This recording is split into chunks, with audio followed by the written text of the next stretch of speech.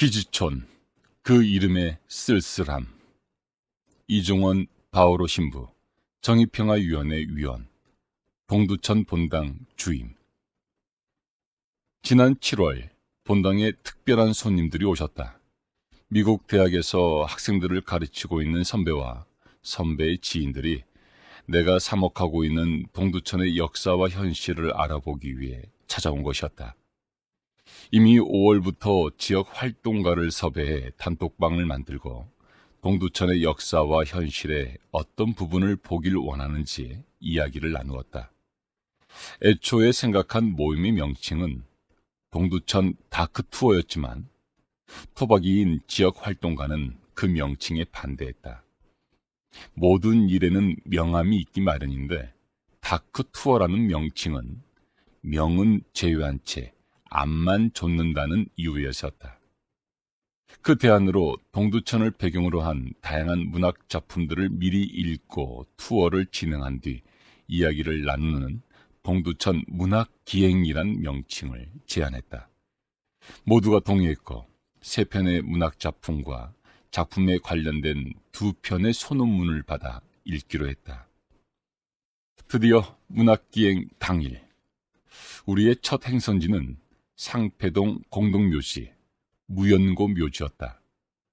본당 교우들 중에도 홀로 선종하신 분들이 몇 분 묻혀 계시기에 낯선 곳은 아니었지만 그 묘지의 역사를 듣고는 큰 충격을 받을 수밖에 없었다. 동두천에는 각 한 개씩의 공동묘지와 공설묘지가 있는데, 공동묘지는 장사시설 중에 사전에 체계적으로 조성하지 아니하고 자연 발생적으로 무질서하게 사용하고 있는 집단묘지로 현재 지방자치단체에서 관리하고 있는 묘지이고, 공설묘지는 지방자치단체가 일정한 구역의 단지를 조성하여 사용하는 묘지라고 한다.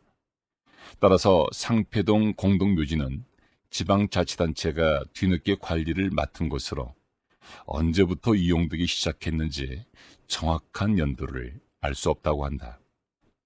동두천시의 후원을 받아 발간된 시간에 담긴 동두천의 도시 유적에 따르면 묘적부에 1930년대 묘까지 기록되어 있음에도 불구하고 무연고 묘가 40%, 사망 연도를 추정할 수 있는 묘가 67%라고 한다. 더 기가 막힌 것은 사망 연도를 추정할 수 있는 묘의 80%가 1960년대와 1970년대에 안장되었다는 사실이다. 1960년대와 1970년대라면 기지촌 경기로 호황을 누릴 때인데, 그런 시절에 연고를 알 수 없는 묘가 꾸준히 생긴다는 건 참으로 이례적인 현상이다. 따라서 사람들은 이 무렵 상패동 공동묘지에 묻힌 이들이 대부분 기지촌 여성들일 것으로 추정하고 있다.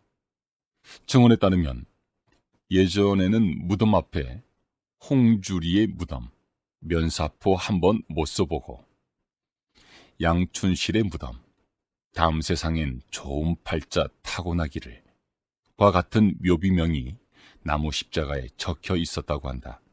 한겨레 신문 1986년 8월 31일자. 이 십자가들은 언제부턴가 모두 철거되어 번호가 적힌 나무판으로 대체되었고, 이 정책은 지금까지도 이어져 무연고로 사망한 이들은 모두 이름 없이 번호로 안치되고 있었는데, 최근 공동묘지 정비 사업으로 모두 파묘되었다. 무연고 묘지를 떠나 찾아간 곳은 일명 몽키마우스라고도 불리는 성병관리소였다. 몽키마우스는 이곳에 수용된 기지촌 여성들이 동물원 원숭이 같다며 미군들이 붙인 별칭이다. 우리 정부에 의해 1973년부터 1996년까지 운영되었던 이곳은 의정부 성병검사소에서 양성 판정을 받으면 동두천 성병관리소로 옮겨져 치료를 받는 체계가 구축되어 있었다. 그러나 치료라는 것이 실상 페니실린을 먹는 것뿐이라 쉽사리 낫지 않는 경우가 많았고, 때문에 페니실린을 과다하게 복용하면서 쇼크로 사망하는 경우가 많았다고 한다. 성병관리소가 폐쇄되고 오랜 시간 동안 방치되어 사람들의 관심에서 멀어졌던 이 건물이 다시 수면 위로 올라온 것은 동두천시가 최근 건물과 부지를 매입한 뒤 소요산 관광지 확대 계획을 발표하면서부터이다.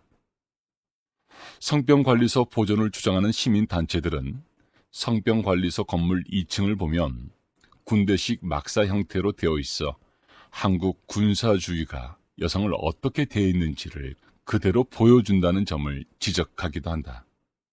안김정혜 기주촌 여성인권연대 공동대표. 실제 동두천 옛 성병관리소는 당시 한국 정부가 일종의 포주로 역할했음을 보여주는 증거다. 정부는 1961년 제정한 윤락행위 등 방지법이 있었음에도 미군 기지 반경 2km를 특정 지역으로 규정해 성매매를 허가했다. 그러면서 1969년에 발표된 닉슨 독트린 이후 주한미군 철수 목소리가 커지자 미국을 달래기 위해 이들이 요구해온 성병관리 문제에도 직접 뛰어들었다. 대법원이 기주촌 여성에 대한 국가의 배상 책임을 인정한 이유다. 한겨레 2024년 10월 1일자. 반면 폐허가 된 건물을 보존하는 것이 무슨 의미가 있냐며 관광지 확대 개발을 반기는 시민들의 의견도 있어 갈등을 빚고 있기도 하다. 사실 1970년대 초부터 정부가 취한 기지촌 정화운동은 기지촌 여성의 몸을 한미 동맹을 공고히 하는 안보의 수단으로 삼은 것으로 당시 정부는 이 정책을 통해 기지촌 여성을 민간 외교관, 산업 역군, 애국자 등으로 호칭하며 안보와 경제의 도구로 이용하였다.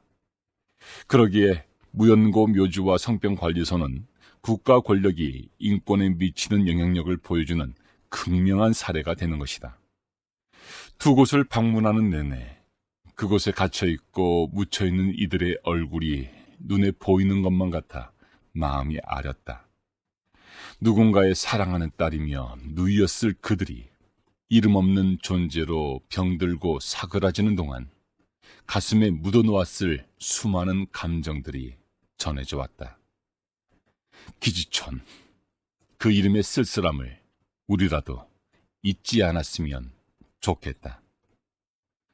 의정부 성병관리소는 현재도 기지로 역할하는 캠프 스탠리 옆에 자리하고 있었다.